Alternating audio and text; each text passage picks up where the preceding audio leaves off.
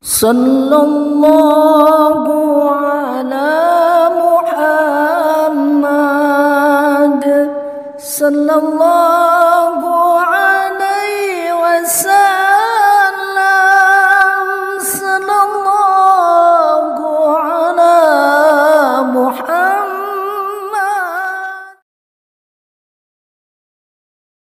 Nahmaduhu wa nasta'inuhu wa nastaghfiruh wa na'udzu billahi min syururi anfusina wa min sayyiati a'malina.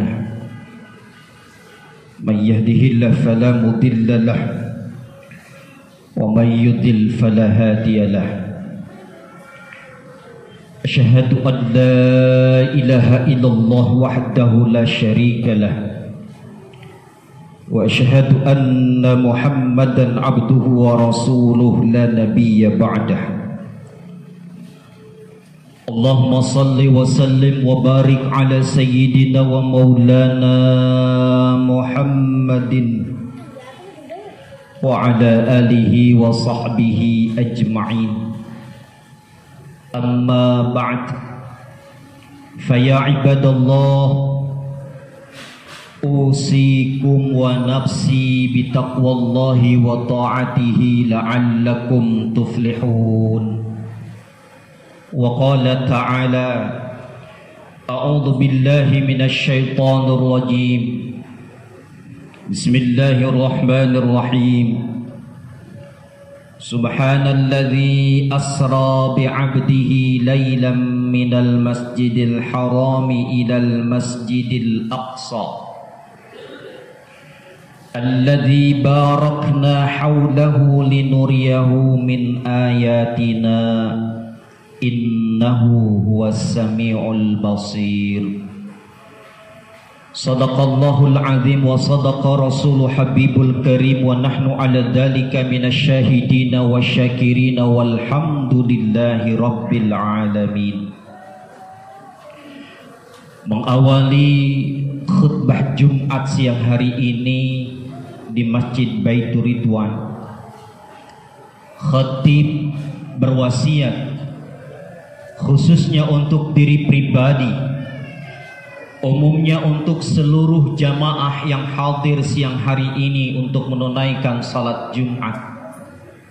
Mari kita bersama-sama meningkatkan keimanan dan ketakwaan kita kepada Allah Subhanahu wa ta'ala, di mana Imam Al-Ghazali mengartikan takwa imtithalu awamirillah wajtinabun nawahihi, yaitu mengerjakan apa yang diperintahkan oleh Allah dan menjauhi apa yang dilarang oleh Allah Subhanahu wa ta'ala.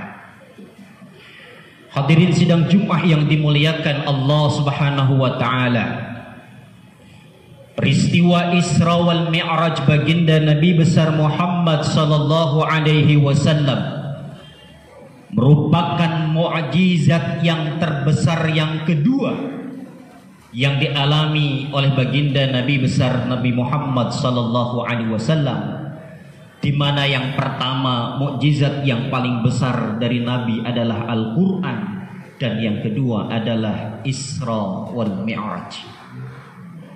Oleh karena itu, di dalam surah Al-Isra ayat pertama Allah mengawali dengan kalimat subhana, di mana Allah ingin mengungkap di sini, menunjukkan kepada kita makhluk yang dhaif, yang lemah, yang dilarang untuk sombong. Allah katakan subhana, maha suci Dia Allah. Allah ingin menunjukkan keagungan Allah, kudrahnya Allah, kuasanya Allah, iradahnya Allah, kehendaknya Allah, ilimnya Allah, ilmunya Allah. Di mana peristiwa Isra dan Mi'raj ini Allah Subhanahu wa ta'ala yang telah menciptakan alam dan menunjukkan kepada manusia bahwa Dia yang menciptakan alam, maka Dia pun yang bisa menundukkan alam ini. Di mana Allah menciptakan alam ini dengan empat. Ada alam mulki, ada alam malakut, ada alam jabarut, dan ada alam lahut. Alam mulki adalah alam fisik. Bumi, matahari, bulan, planet-planet, bintang di atas langit. Ini masuk dalam kategori alam mulki.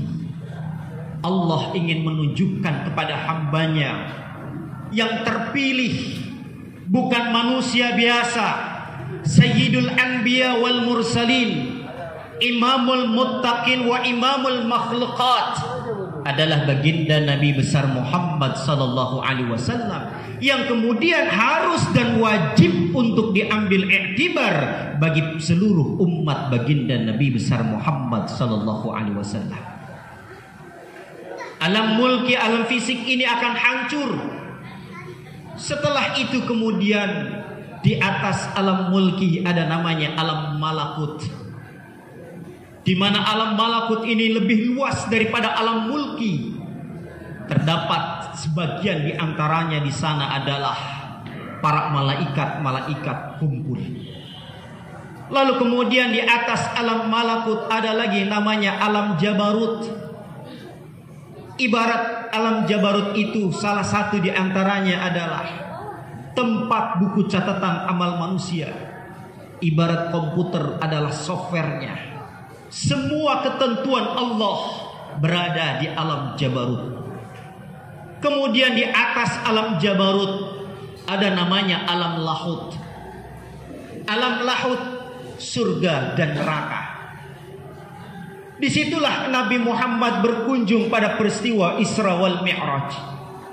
Barulah setelah alam lahut disebut dengan Sidratul Muntaha. Sidrah bermakna adalah hamparan, platform. Muntaha adalah intaha, hamparan alam yang terakhir. Tidak ada lagi alam di sana. Yang ada adalah arasy-Nya Allah Subhanahu wa taala. Dan di sanalah baginda Nabi Muhammad sampai, tak lain adalah untuk mendapatkan perintah dari Allah berupa salat 5 waktu. Masya Allah, tabarakallah, para jamaah yang dimuliakan Allah. Manakala kita pelajari, kita renungi, kita hayati peristiwa Isra wal Mi'raj, bukan sekedar peristiwa berpindahnya satu tempat ke tempat yang lain, satu ruang ke ruang yang lain, satu dimensi ke dimensi yang lain. Tetapi lebih daripada itu, sesungguhnya manusia kecil di hadapan Allah. Maka itu ketika Nabi Muhammad berhadapan dengan Allah, Allah bertanya kepada Nabi Muhammad sallallahu alaihi wasallam, apa yang kau inginkan wahai kekasihku Muhammad? Maka kemudian baginda Nabi Muhammad sallallahu alaihi wasallam menjawab, aku selalu ingin dekat dengan engkau ya Rabb. Dengan semua yang baginda Nabi lihat dalam proses dunia, proses penembusan langit, tidak ada yang tak lain yang takjub melainkan Nabi ingin selalu dekat dengan Allah Subhanahu wa taala. Maka Allah menjawab, kau ingin dekat denganku, salat. Maka itu as-salatu mi'rajul mu'minin. Salat itu adalah mi'rajnya orang yang beriman. Orang yang salat adalah orang yang selalu merindukan dekat dengan Allah. Maka ketika dia sudah dekat dengan Allah, tidak adalah halangan sedikit pun untuk dia mendapatkan ridho dan surganya Allah serta kemuliaan di hadapan Allah Subhanahu wa taala. Inilah sekilas dan sedikit pembahasan dalam khutbah Jumat siang hari ini.